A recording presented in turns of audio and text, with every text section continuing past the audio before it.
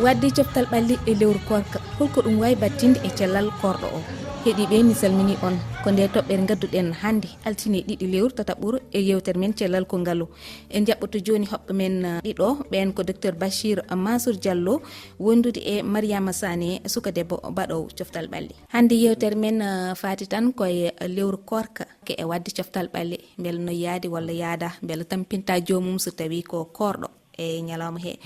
Mariama e joni beele joni musani e ma wadde coftal ɓalli tan e lewru korka.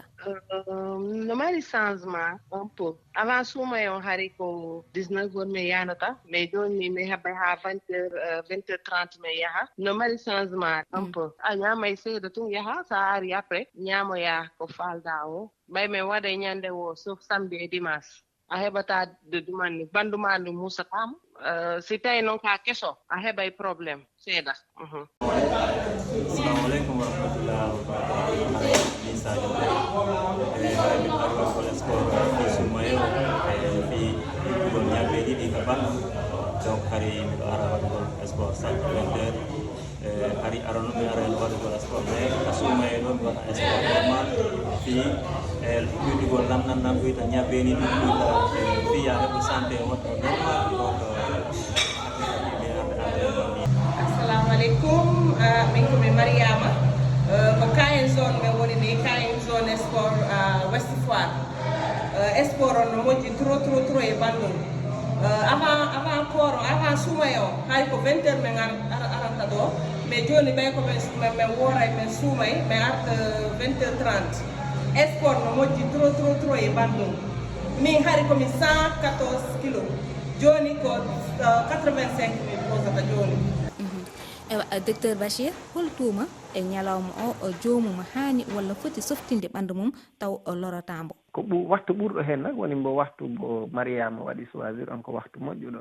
saabu sa yeehi ha taƴi a foftima 1 heure temps après aɗa yawi wadde coftina ɓandu maɗa ɗum kala ko waktu moƴƴuɗo pour wadde sport mais noon sport kawruɗo tan.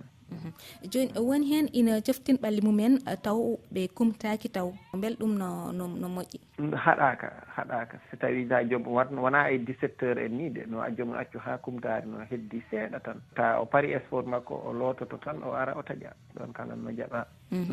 kono taw wona hedde tisbaren to nangue nde wuli to ɗum moƴƴani. non ɗum moƴƴani. so jomum waɗi ɗum holko ɗum battinta cellal mum. no jomum no wawi yande no wawi wadde ko mbiyata hypoglycémie sukar mum no wawi ustade ɓandu mum tigui to ɗum moƴƴani hypoglycémie hande no wawi addude coma no wawi addude ko mbiyata souffrance cérébrale a faami neɗɗo hakkille mum no wawi majjude fa ɗum foof no wawi hen tawde joomum quoi. en jii sukaɓe ɓe keɓani taw duuɓi 15 sukaɓe tokosɓe sabu min mbiɗa yi sukaɓe taw ko duuɓi 6-9 10 ɓe jarete ɓe pija football fukkoyngel ete taw ɓe koori belɗum en moƴƴani ɓe sukaɓe. bon hayso ɓen kala so ɓen waɗa football on mbaɗa ɓe conseillé ɓe mbawi accude ha so ɓe taƴi ha paari ɓe jaaha ɓe mbaɗa sport maɓɓe no mawɓe mbaɗi so ɗum ɗon kala no moƴƴi ko ɗum ɓuuri walla ɓe gacca ha wattu taƴgol ngol ɓafto ɓe mbawa so ɓe tawi temps o no waɗi ɓe ɗum permettre ɓe mbawi ɗum wadde on wattu kono ay takkusan tisbar jomum no ara waɗa football no ɗum moom waɗaka recommandé aɗa andi hande suka besoin ko sohlata eko ñamte eko yarte ndiyam surtout no ɓuuri hewde eko mawɗo donc complication ji ɗi hande suka jomum no wawi wadde crise no wawi addande probléme cardiovasculaire cœur o e vaisseau ji ɗi. heeɗiɓe gasi yewtere meɗen nde ɗum noon en dokkodirat aadi tan altine garowo so jomiraɗo jaɓi ɗo e nden guuren cellen cellirɗen on jarama.